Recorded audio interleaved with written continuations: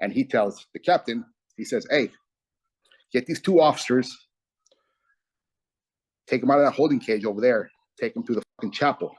So the chapel is fucking empty. It's empty. There's nobody there, no cameras. So you already know where we're going with this, because he's already butthurt. So he has to show face. I mean, I guess according to him, he has to show face. He tells the captain, have these two dudes move them to the chapel. And pretty much whip his. What's going on, YouTube?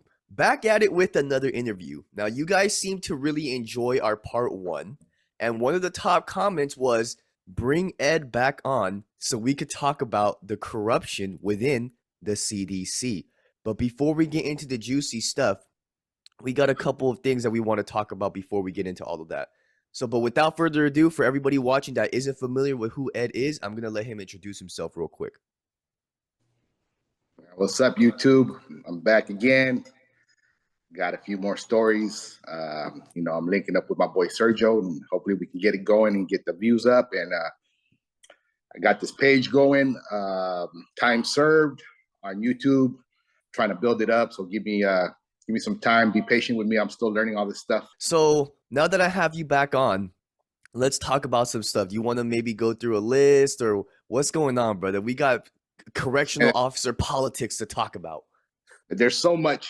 So a lot of my friends, people I worked with, I was getting messages left and right, and they're like, cover this, stuff that they wanted to talk about or they wanted to bring up. I still have a lot of friends there. Shout out to everybody that I still talk to here and there, and they got a lot of stuff they wanted me to cover because they're in that bubble, so they're not able to speak on a lot of things because there are repercussions to that on their side. Not for me. I'm a civilian now, so So what are some of the things they wanted you to cover? Different stories about things that happened that they reminded me of through the years. A lot of politics, a lot of the administration, favoritism, being part of the clique or one of the kids. They call kids. That's when you're under the warden's wing. They pretty much take care of you. You get everything cush. That's what they call it, one of the kids. So a lot of different things they want to talk about. You know what I mean? Okay. So tell me a little bit about the politics that the correctional officers are involved in. Like, what kind of politics are we talking about? Well, everybody, usually it's a lot of politics as far as favoritism. Everyone has a lot of supervisors. They have their own little cars they want to put together on every yard. People that they trust. People they don't trust, so they want their own. They pick and choose who they want, so that way I don't know if it's just favoritism, hookups, or just whatever they got going. Just on each yard, everybody has their own cars, and then if you try to speak out or you say something, it's like they give you a hard time. Like they make a fucked up work environment. Like it'll get dreadful because sometimes you're in there 16 hours a day and they just go in there messing with you, and you can't even do your job. If you try to do your job, then they're looking for all the little things to pick at, even though you're doing your job the right way. And these are the higher ups. Oh yeah. A lot of these supervisors, they never been on the line. They come from other state factions. They don't have like that custody time. They've been out there, in the buildings day in and day out. Dealing with the inmates, the politics inmates in the building, everything. They come from like the DMV. Some of these dudes were just like damn food service, and they just promoted up the ranks because they have a state bulletin board. So a lot of times they'll put up, people that want to promote and test, and the qualifications are you might just need a degree or some state service, but they don't actually, sometimes they don't even count custody time, being around inmates, being in the buildings, being on the yards, dealing within a day in and day out. So a lot of times when you get these supervisors or these higher ups, they have no clue what's going on in the building. It's only, they're just, a lot of times they're puppets, or they just decide to make changes on what they think is right versus what's going on down here. So a lot of that is they have no clue. They have like zero clue sometimes. So a lot of these supervisors have never actually had to deal with any of these inmates, but they still want to, run the things they want to run, like how they want to run it. Oh yeah, Okay. they've some might have custody time. It might be like 2 years, 3 years, but a lot of them they don't have that years of experience. And you have to be on there for a lot of years to learn how to navigate, learn the mindset to be able to get things done, or just learning. But if you've never been on the line, you've never been around inmates and stuff, like, you have no clue. It's just whatever you feel, or whatever they designate. Okay. So how does it exactly work? Would you say that amongst the COs, you guys have some sort of camaraderie against the supervisors? All right. Yeah, it's a lot of not really camaraderie, but you get to be close with some people. You get to trust some people, but there's a lot of people that you can't trust. There's a lot, but you have your friends that you bond with through the years, and then you guys end up forming a good relationship and stuff. Have a lot of good friends. But there's a lot of people that you can't trust. So it's cutthroat. It's real cutthroat. explain, what do you mean by trust? What do you trust somebody else with? Well, basically anything. It could be anything. It could be like what you guys, how you run the building. It could Okay. be just sitting there with your cell phones out. Because there's people that'll snitch on you. Gotcha. You could literally, like, say you're late, you're running late. Some people, they don't really worry about that. You show up to work, you sign in. Some people, they're running straight to the front, telling the administrators, telling their captain, their lieutenant, that you weren't there on time, you were late, or you might smell like alcohol. I mean, they got to tell on you. Or it could be an incident. However you wrote up the report. This person might decide you didn't write the report right, so he's gonna go tell on you. It's cutthroat. It's just like it's just like friendships. You have friendships, and you have the people that are gonna backstab you. It's the same thing, but it's in that little tiny bubble. Okay, so those people are generally just snitching on you to like get brownie points and move up the ladder a little bit. Oh yeah, Gotcha. big time. Gotcha. Oh, big time, man. They just like they'll throw you under the bus, like, just over the littlest things, and it doesn't like make sense. But they're trying to move further up or get in good with that certain supervisor, for the future. Because like there's actually some supervisors that will pull in new cops and let them know, like, hey, here's my direct line. If you see anything that doesn't look right, let me know ASAP. They try to do that to the newer officers, try to get them to tell on their partners. And once people figure out that they can't trust you, like, that's like they really give you the cold shoulder, or they don't talk much around you. Like, you can be talking, and then you come in, and then they'll literally like just be quiet. Gotcha. And not say nothing. Gotcha.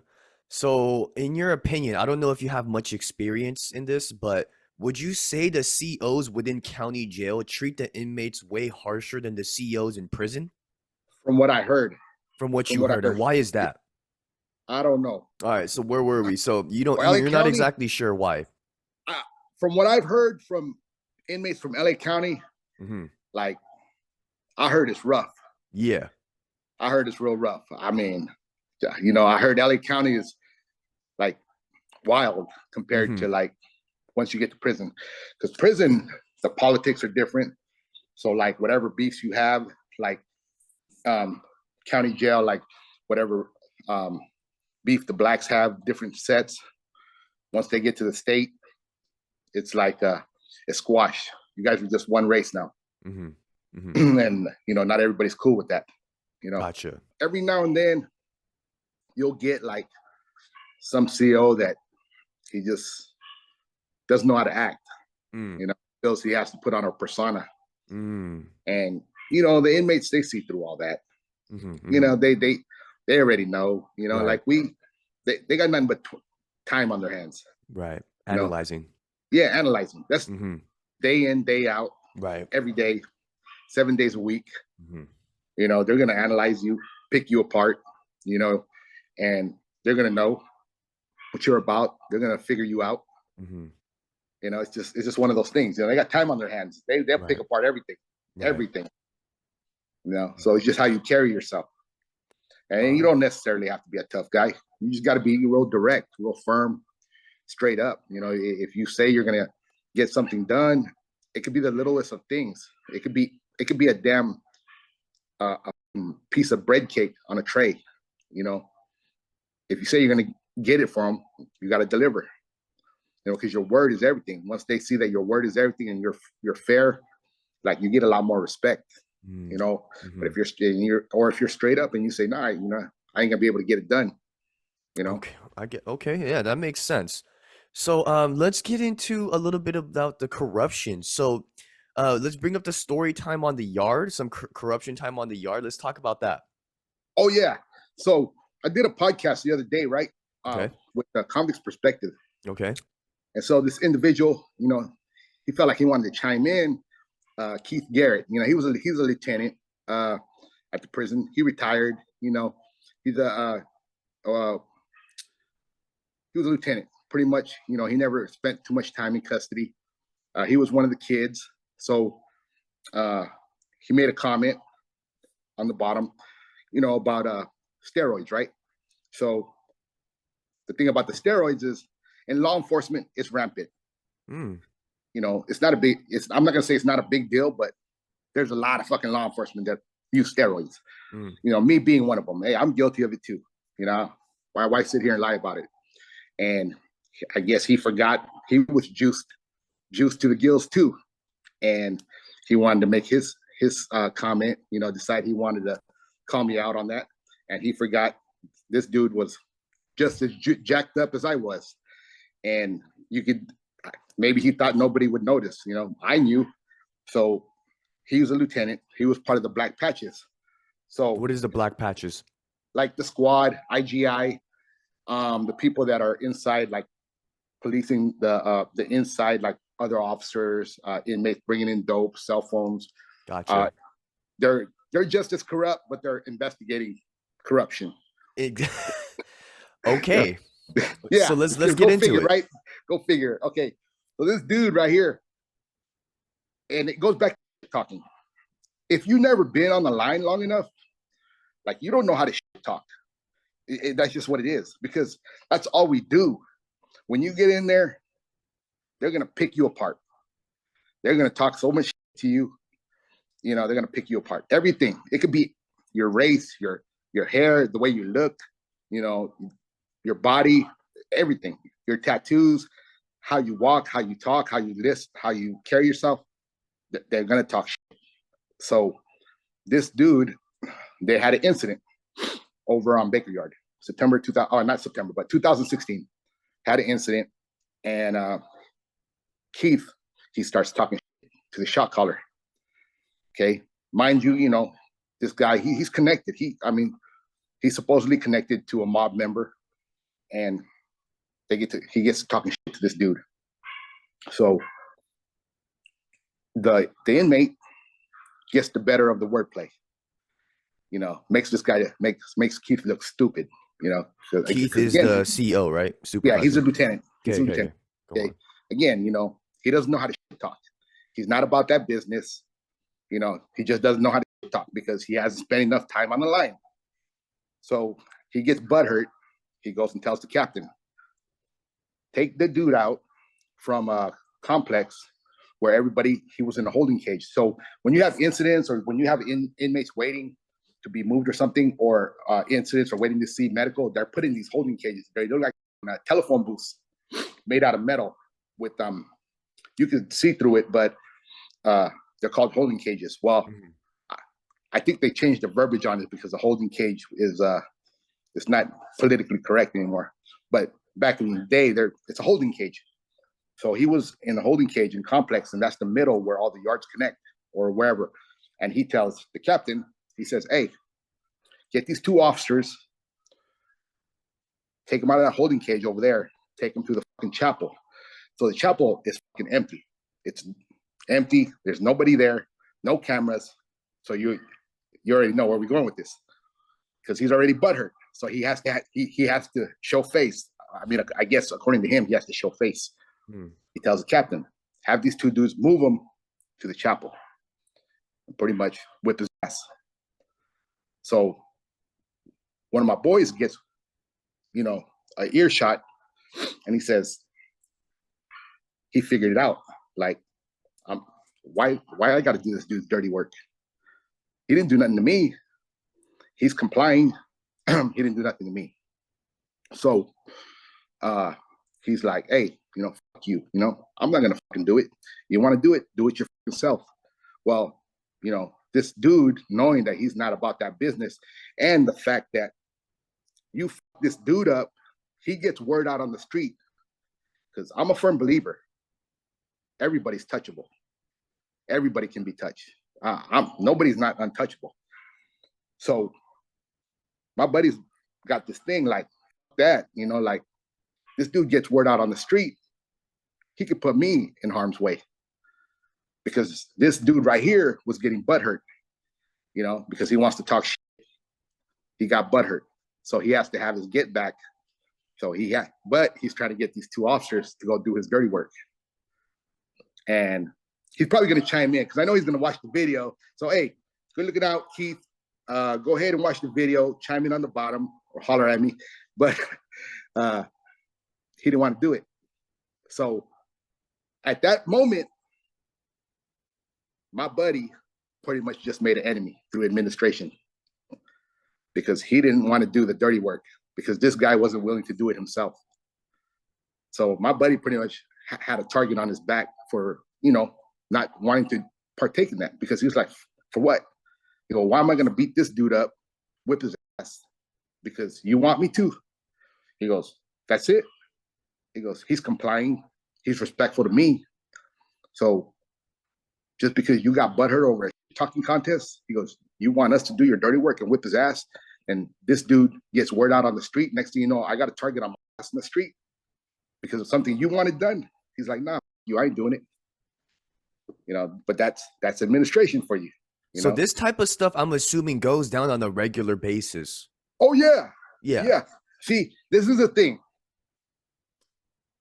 If you're not willing to do it yourself, don't ask me to do it. Don't ask me to do it. Do it yourself. Handle your business. Just like when we started back in the day. So supervisors didn't want you to call them. If you called them because you had a problem, you were considered weak. You were considered weak. If I had to call a sergeant or a lieutenant to my building, he's going to come down and be like, what the f***? Can't handle your fucking building? Get the fuck off my yard. That's the way I was trained. That's what I knew. I mean, I know things later changed down the road, 2010 and up. Things changed, and people wanted to know everything that was going on. But pre-2010, it's like, don't call me down here. Handle your business. And that's my thing. It's like, if you're not willing to do it yourself, don't expect me to do it. Okay, so my question would be, is there ever a justified reason to lay hands on an inmate? There's justified if he jumps. He jumps, we jump. But he don't jump. But in a talking situation? No. You got to have tough skin. And sometimes you got to laugh and take that L because sometimes they're better talkers than you. And, there's been times where like these dudes talk so much shit, I laugh. I didn't get mad. I laughed because, all right, you got me, and that's that. I mean, they got to pass time. You got to realize it's 24 hours. They're in the cell. Yeah. Might get out for an hour, but other than that, yard, day room, showers, two come out for chow twice. But other than that, like they're in the house. Okay. So they got to pass time. Okay, so I mean, putting your hands on the inmate over talking is scandalous. But what is the situation where COs, I don't know if it happens in prison, intentionally puts inmates into pods or dorms, where they know they're gonna have an issue? Like, let's say they throw in a Sureño into a Norteño pod. Like, They why? they they know it's gonna be a issue, but it comes down from up top. Again, it comes down from up top. The administrators, the administration, they know. It's like the 50-50 yards on the level one when they started the 50-50 yards 3 years ago. Okay. And they knew that the whites, Southerners, Northern Hispanics, like they were given a time frame. If you were GP and they sent you to a 50-50 yard, so a 50-50 yard is like half protective custody and half GP. How does that work? They're low level, like low level. So they're thinking, okay, you're low level. You program here, you get halftime, you get your whatever percentage. You get more time taken off programming on that yard. But the only thing is, if you stay on that yard, yeah, you're going to get your halftime. But when you come back to prison and your people run your paperwork and they find out you were on a 50-50 yard, like you're done. Oh, it's fucking done deal. Gotcha. Like you're considered no good. So they gonna get you. So they know. So when they were running these 50-50 yards, you know, they would send the Southsiders over there, the Northerners, and like Northerners, they had like 48 hours to get off. So they had to crash out really quick. Yeah, just like set it off. As soon as they get there, set it off. Because if you don't set it off, you're no good to your people. You're deemed no good. Same thing with the Hispanics and the whites. Some black cars, not all of them, but some of them, you know. But there's, you know, the Asians. It just depends, you know. But a lot of times it's like you got a certain time frame, for either 24 hours, 48 hours to get off, to get out of that yard, one way or another. Gotcha. Yes. Okay. You know. So speaking of 50-50 yards and all these special yards, I wanted to ask you your experience on some of these S and Y prison yards. Oh man, like a jungle, man. So like general population, it's cool because you know who's running the building for their people. Gotcha. So everyone's pretty much in line. A majority of the time, everyone's in line. You don't got to say much. You know, you might have to say, "Hey, man, what's up with your dude right there, man? He's taking too long. He's been doing it every day." All right, I'll get at him. You know, that's it. You go to those S and Y yards, you got cops, child molesters, cops, snitches. I mean, you got every form you could think of, and it's like every man for his own. Like you can't tell this dude to tell another dude because it's S and Y. They're gonna, you know, you gotta take care of yourself. So from there, you have your communication skills gotta go get better. Because now you got to deal with everybody one-on-one. Gotcha. You can't just go up to the rep and be like, "Hey, get at your boy really quick." Yeah, no. Gotcha. You literally got to go door to door sometimes. Right. You literally got to go door to door, and it's like it's wild because these guys they fight over holes. You know, it's weird. It's like a totally different experience. Wow. So have you actually done some work over there on the S and Y prison yard? Well, yeah, in the earlier days, you know, I had no choice. Oh, they just put you in there like, "Hey, go take care of this." No, not like that. Not like that. No, never. It was more like, you know, on the spot things. But every now and then you would have a dude that, you know, you would get called over. I would have like one of my partners, shout out to her. You know, we were partners for a lot of years. You know, they would always give her a hard time, you know, disrespect her, call her names. So yeah, I would have to go over there, you know, and then holler at the dude and go from there, see where we're going to go with it, you know, and then that's that. But it was one of those things, you know, because they're real disrespectful over there. On the S and Y yards, they're very disrespectful? Oh, yeah. So like in the general population buildings, the GP buildings, I always had a big policy about disrespecting females. They knew not to be doing none of that stuff, you know, because that was one of my pet peeves is not to disrespect the females. Like catcalling and all this other stuff? Yeah, calling her a bitch. Dumb bitch, my meds. So, but S and Y is like it's like the wild west out there, man. It's like they're disrespectful, they're yapping all day, won't shut up. You know, it's like nonstop. It's nonstop in that building. So you literally have to always be on top of it. and it is a little more hands-on sometimes. It could be a little bit more hands-on because you get unruly inmates and stuff that don't want to comply or don't want to program, and then you have to like try to talk to them, and then it can you try to go to the conversation level. Then sometimes they want to escalate it, and you're kind of like, God, I don't really want to be wrestling with this dude right now. Yeah. Gotcha. And so there's corruption within all of CDC, correct? Yeah. Like all. Big time. Big time. They sweep so much stuff under the rug. It's ridiculous. Give me one example of sweeping something under the rug. Oh man, I couldn't even. It could be anything. It could be domestic violence. Some of these kids, they got domestic violence. Like you don't ever hear about it. They don't hear about it because they low key take care of it. Like, all right, don't worry about it. We just gonna, don't say nothing. We're gonna sweep it under the rug. A lot of these cops, they get caught up outside of the prison. Some cops, man, they have 3 or 4 DUIs. They're still there, still working. You see some that just do some wild shit. Like, how's this dude still working? Like, just act, do dumb shit in prison. Just with inmates. And there's like nonstop doing dumb shit, lying on reports, and it's like they're still there. And next thing you know, the same people that are fucking up, if they're part of that like factor, if you're favored, like it doesn't matter if you fucked up or not. Like you're gonna promote. Wow. You're gonna go through you're gonna literally promote. Wow.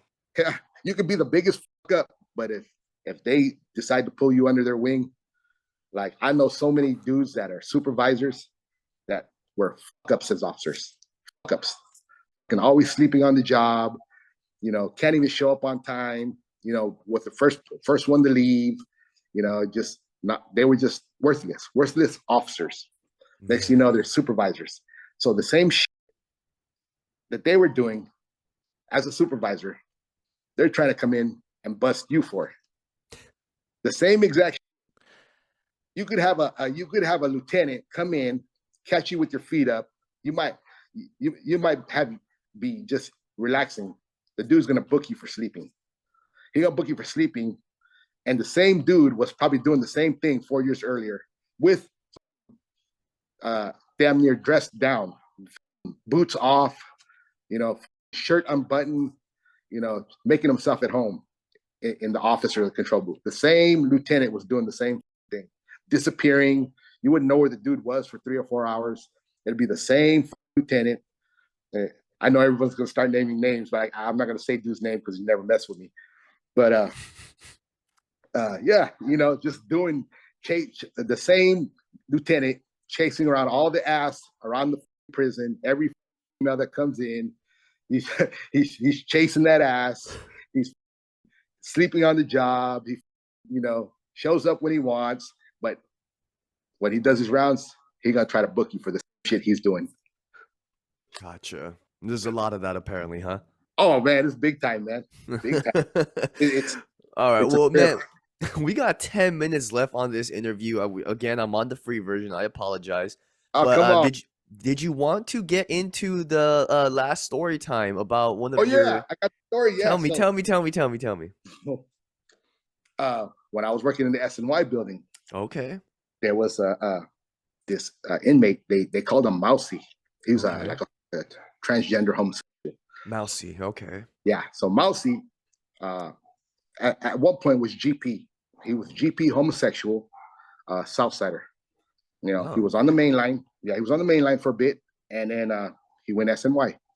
So there's this officer named King, and the best way I could describe him was like he kind of looked like a real fit version of Joe Dirt with a clean hair, but yeah, he kind of reminded me of Joe Dirt, and he worked the weekends. He would always work the weekends in R&R. So R&R is the processing for inmates leaving and inmates coming. So R&R was empty on the weekends. So this dude, King, he used to come in on the weekends to the building and grab Mousy out of the building, take him to R&R to work. That was his worker. So time passes, and like that was my building. I guess I must have never paid too much attention because he wasn't a problem child. But I would notice some burritos in there every now and then. So I was like, oh, maybe someone's hooking them up. The clerks are hooking them up up front or so. I didn't think nothing of it. He had burritos and stuff.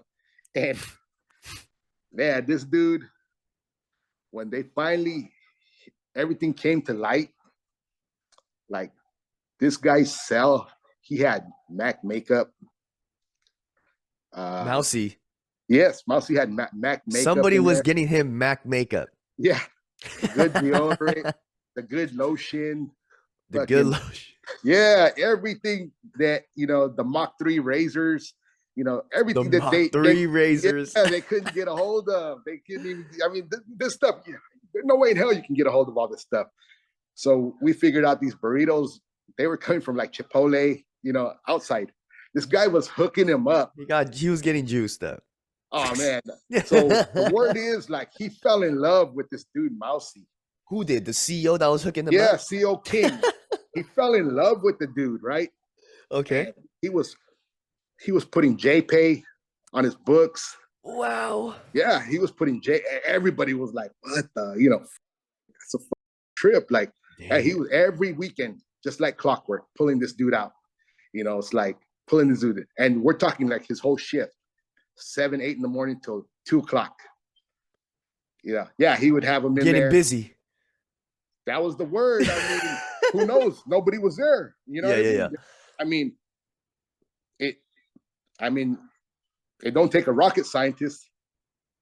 I mean, MAC makeup, you got all the best stuff in yourself, Right. Target, From where? From Target. Yeah, you can put one and one together and figure it out. It doesn't take a genius, where he was getting all this stuff. But what really threw us off guard is when it came out that he was getting JPay. JPays. Yeah, from the CO, man. That is insane. He was getting that dude Mousy, like he was cool, like he wasn't a problem or nothing. Like I did know that a lot of other inmates, the few times I've seen them in SNY, they would fight over him. Try to sell up with them and say like, oh hey man, AC, can I move in with Mousy? He goes, I know him from the street, and I'd be like, what the fuck are you talking about, dude? Like you're from Fresno, he's from LA. How do you know him from the street? Mousy's from LA. Oh, yeah, he's from LA. Okay. But there would be dudes from up north trying to say that they're friends on the street just so they can get in the cell with them. Man, and this was all going down in the SNY yards. Oh yeah, nonstop, man, nonstop. Like you would see dudes all hickied up, But I mean, we used to joke with the inmates and say, "Hey, it's not considered gay if it's in prison, right?" And they wouldn't say nothing. It was just like a running joke, like it's not gay if it happens in prison. I was like, "Oh, that." Wow, that's insane. No, it's. Yeah, prison, there's a lot of crazy things going on, but there's a lot of funny stuff going on. And you just kind of like, maybe I'm immune to it from 23 years of it, so it doesn't blow me away like it used to in the beginning of the years. In the beginning, I would be like, kind of, like, goddamn, I'm scarred and shit. Like, I'm left with this image in my head. But, after a while, you're just like, I can't even think of the word. You're like immune to the stuff.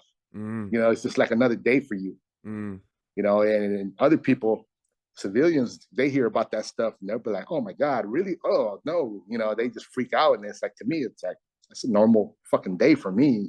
It doesn't even goes, you see it, you laugh about it, and that's that. So. Well, man, after 23 years, I'm sure you have your fair share of stories, and I'm sure you've got a lot of stuff to talk about. Unfortunately, we only have 3 minutes left on this interview, but I'm open to a part 3 if that's something that you're open to. We could keep you on as a regular guest on the show. Yeah, you did mention, what was that? Go ahead. You did mention in the beginning that you had a YouTube channel. Do you want to remind the people where they can find you again so you could plug that in really quick? So the YouTube channel, I have it up. I haven't uploaded anything. I'm trying to make my rounds. It's called Time Served. I'm trying to build the subscribers up. I'm going to start loading some content on there, you guys got to be patient with me, man. I'm trying to navigate around this whole thing. Man, I'm new to this. I don't know none of this stuff. So, I'm probably bugging these guys, asking them a lot of questions and stuff. So Well, we're gonna have your channel linked in the description below, so the viewers will know where to find you. Okay, and then you guys Yep. got to excuse me for the puppy sounds in the background. I have some puppies in the background making all kinds of noise. I was hoping they'd keep quiet, but I'm just waiting for the new owners to pick them up. So I'll be back for part 3. If you guys want to see part 3, drop some comments what you guys want to talk about. Like I said, man, I'm open. I'll talk about anything, even myself. Like I have no shame. I'll talk about the stuff I went through over there, what I went through, my experience, the good and the bad. So, I'm open. I'm open. Whatever you guys are curious about, we can talk politics, both sides, prison, gangs. The gangs, how they move. They're funny. I mean, you guys are really gonna trip out, and you wouldn't even fathom the things that they have to do being in there politicking. Man, with that being said, for everybody watching, leave the video a like if you want to see a part 3. And you heard it from Ed. If you want us to cover something in specific, leave it in the comment sections below. But until next time, we'll be seeing you guys later. Peace.